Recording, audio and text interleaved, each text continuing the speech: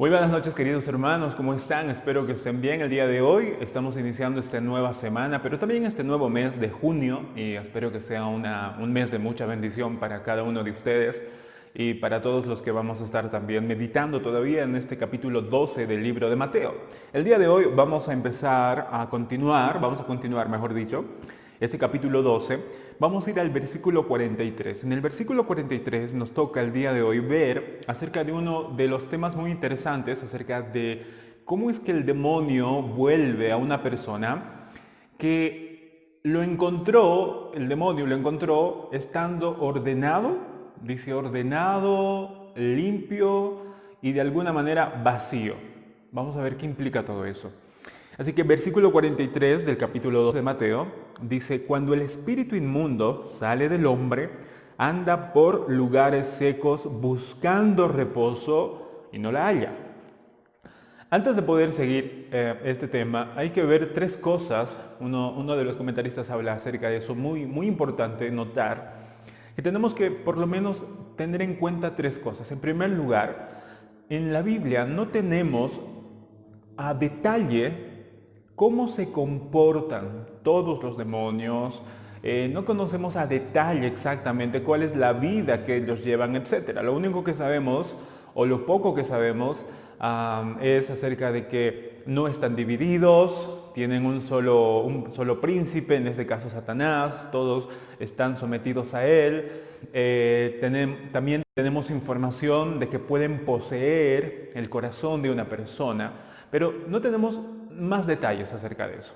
En segundo lugar, cuando el Señor nos está hablando acerca del tema de este demonio que está volviendo, no está mostrándonos, como dice muy bien un comentarista, como una doctrina acerca de los demonios, cómo es que tal vez se comportan los demonios, cómo es que tal vez ellos viven. No nos está mostrando exactamente eso, no nos está enseñando una doctrina demoniológica, se vale el término. Y en tercer lugar, donde más tenemos que enfocarnos no es tanto en los demonios, sino en la generación perversa, porque el versículo 45 justamente pone el énfasis ahí, en la generación perversa. Ahora, dicho estas tres cosas, ¿qué implica cuando un demonio sale y vuelve? No tenemos que olvidar que el Señor está hablando justamente a la generación de aquellos fariseos, escribas, sus seguidores, que a pesar de todos los milagros que Jesús realizó en la tierra de Galilea, en todo Israel, no creyeron, querían pedir señal. Entonces, ¿qué es lo que implicaba todo esto? Implicaba de que de alguna manera Jesús les está mostrando cómo en realidad al final van a terminar estas personas. No solamente con un demonio, sino con 8, porque al final dice que este demonio vuelve con 7 más, y sumado él mismo, ese demonio, el primero, son 8. Dice algo muy interesante, cuando el espíritu inmundo sale del hombre, anda por lugares secos, buscando reposo, pero no la halla. Tenemos que entender que de alguna manera, como a veces podemos notar en toda la palabra de Dios, cómo los espíritus inmundos son asociados al desierto, cómo están asociados al desorden, cómo están asociados a la desolación, cómo están asociados a la destrucción, cómo están asociados a la muerte. Y podemos ver los ángeles del Señor, cómo los ángeles del Señor están asociados al orden, cómo los ángeles del Señor están asociados a la belleza, cómo los ángeles del Señor están asociados a la plenitud de vida. Entonces no es raro que estos demonios inmundos puedan estar en los lugares secos, desordenados, deshabitados, inhóspitos. Dice el texto que este espíritu inmundo que salió de un hombre, buscó reposo, no la halló en esos lugares secos. ¿Y qué pasa? Dice versículo 44. Entonces dice, volveré a mi casa, de donde salí. Y cuando llega, la halla desocupada, barrida y adornada. Hablando de la casa, hablando como casa a la persona, de la cual obviamente antes era como huésped este demonio. Entonces, dice que cuando salió ese espíritu inmundo, la persona ya estaba, su cuerpo, su vida misma, de alguna manera estaba limpia, perdón, estaba desocupada, es decir, vacía, estaba barrida, o sea, limpia y ordenada. Estas tres cosas. John MacArthur, en su comentario, habla acerca de este tema y dice que cuando una persona quiere reformarse, es decir, quiere cambiar, quiere tener una nueva vida, ya no la vida de perdición, ya no la vida desordenada que vivía antes, sino quiere tener una nueva vida, quiere cambiar completamente. Entonces esa persona puede buscar ser ordenada, ser disciplinada, ser una persona que ya no ande en la miseria del pecado, con sus propias fuerzas, dice, yo lo voy a hacer, se esfuerza tanto por andar ordenado, por andar limpio, por andar sin pecado, etcétera, etcétera. Y llega al punto donde probablemente sea moralmente aceptado, sea una buena persona, ¿no? Es una persona educada, digamos, logra ser una persona con moral en un sentido, pero esforzándose mucho. Eso sucede, dice, eso es como tener su casa limpia, es decir, su cuerpo, su vida misma, que está ordenada, está barrida, está limpia, etc. Pero hay un pequeño detalle, decía él, es que todavía está desocupada, es que todavía está vacía. Cuando el corazón del ser humano, de una persona, está vacía, es porque todavía no la ha ocupado Dios, el Espíritu Santo. Si el corazón está vacío e intenta tratar de poder ser ordenado, limpio, moralmente, digamos, correcto, lo puede, en un sentido humanamente hablando, lo puede lograr, pero si su corazón aún está vacío, es muy probable que esa persona pueda nuevamente tener, tal vez, ahora no sé si es literalmente, pero es muy probable, y obviamente si la palabra de Dios lo menciona es porque puede pasar, puede que tal vez ese espíritu que haya salido puede volver no solamente uno, sino puede volver 7 más, aparte del espíritu que salió, en realidad 8 espíritus. Y como dice el Señor, su primer estado, o mejor dicho, su postrer estado llega a ser peor que el primero. Ahora hay algo interesante que aquí dice y me hace acordar a muchas personas que en algún momento comentaban de que les fue peor yendo a la iglesia o sea, hubieran preferido no conocer, mejor dicho, a Cristo, no conocer la iglesia, porque antes eran un poquito mejor, pero desde que han ido a la iglesia están peor que antes. O sea, son más ladrones, son más no sé, inmorales. Porque hay personas que yendo a la iglesia están un tiempo, luego se apartan y esas personas son peores que al principio. Yo creo que en este texto puede darnos algún indicio de por qué esa persona que estaba yendo a la iglesia, quería formar parte del cuerpo del Señor, pasa diferentes circunstancias, se aparta y se vuelve peor. ¿Por qué? Y es muy probable que suceda lo que dice aquí, que tal vez fue a la iglesia e intentó por sus propias fuerzas ser diferente, ser una buena persona, ya no quería mentir, ya no quería robar, ya no quería insultar, etcétera, etcétera. Pero de repente se da cuenta que no puede con sus propias fuerzas, se frustra, ve cristianos que son peores, se decepciona, se sale de ahí y ya no roba el 5% o el 50% como al principio, ahora roba el 100%, al 200%, es mucho más impío que antes de ir a la iglesia. Por eso hay mucha gente que dice, es preferible que no hubiera sido a la iglesia, parece que la iglesia te hubiera vuelto peor. Pero el problema no es la iglesia. El problema es que esa persona tal vez, muy probablemente, quiso cambiar por sus propias fuerzas. Y no se puede. Tal vez un tiempo estaba queriendo ser limpio, estaba con sus propias fuerzas querer tener su propia disciplina, ¿no?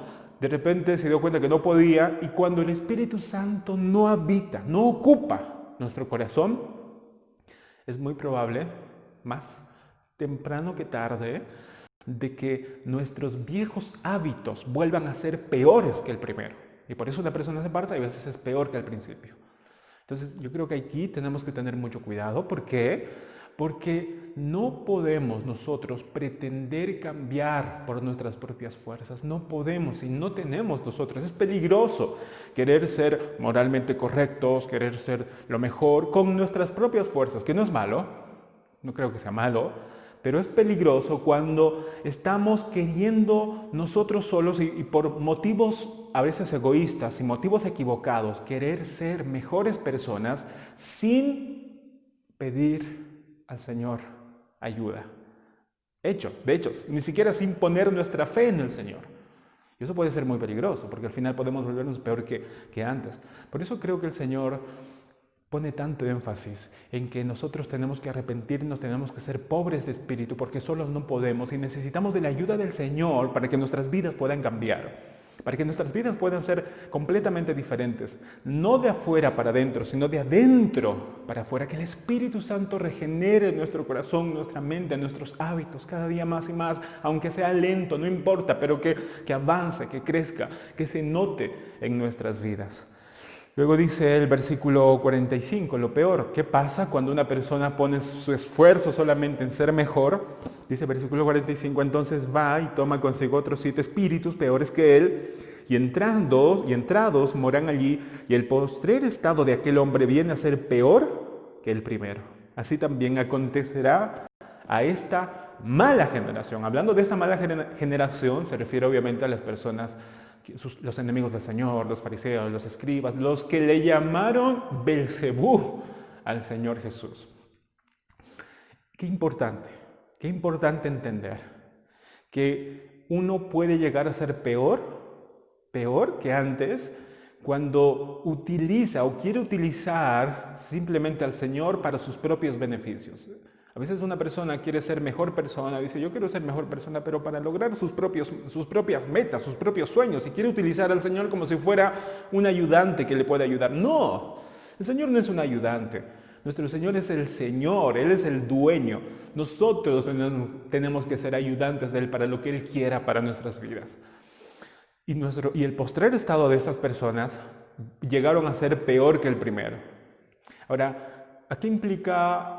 ¿Cuándo es que estas personas de alguna manera llegaron a estar arrepentidas? ¿Cuándo estas personas llegaron a estar de alguna manera teniendo su vida tal vez limpia, barrida? Y es muy probable que sea cuando Juan el Bautista vino.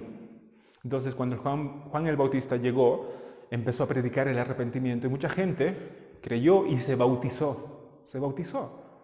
Pero de repente esas mismas personas que tal vez se bautizaron y se arrepintieron, al final de todos fueron los que también pidieron que crucifiquen a Jesús. Ahora, ¿por qué? ¿Por qué ese cambio? Porque no es suficiente, decía alguien, no es suficiente con solo no hacer el mal. No es suficiente con no hacer lo malo. No es suficiente. Uno puede decir, yo no hago mal a nadie. ¿Será que me merezco la vida eterna? No, ¿por qué? ¿Se acuerdan de la parábola de Jesús con la higuera que solamente daba hojas, pero no daba fruto? ¿Qué pasó? La maldijo. Cristo maldijo una higuera que solamente daba hojas, pero no daba fruto. Esa higuera podía haber dicho, ¿por qué me maldices? Si ni siquiera estoy yo dando higos podridos. Tal vez si hubiera dado higos podridos, tal vez me hubieras maldecido, pero ni siquiera estoy dando higos podridos, solamente hojas. No hay razón para maldecir, pero el Señor lo maldijo porque no es solamente en la cuestión en no dar fruto. No, una persona puede decir, yo estoy así, pasivamente, neutralmente, y yo creo que me merezco la vida eterna. No. El punto es que uno tiene que dar buenos frutos.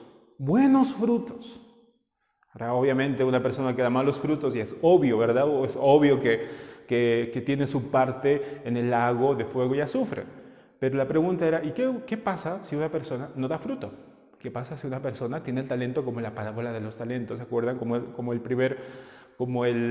que era el último de los siervos a quien Dios le dio un talento y en vez de poder trabajar ese talento lo enterró. Aparentemente no hizo nada, y verdad, no hizo nada malo. Está bien, nadie le podía decir, humanamente hablando, nadie le podía juzgar, porque no hizo nada malo, lo enterró. Simplemente no trabajó como los demás. Pero el hecho de no hacer nada fue suficiente para que Dios le diga, malo, mal siervo, mal siervo, mal siervo. Y lo puso y lo alejó del reino de Dios, del lado de Dios, del lado de Cristo. Le dijo, sáquenlo, que vaya a parar donde la gente, obviamente, en la oscuridad. No me acuerdo ese texto que dice, sáquenlo y pónganlo donde crujen los dientes. Es un lugar terrible, haciendo referencia obviamente al infierno. Pero se dan cuenta, el punto es que no es suficiente con no hacer.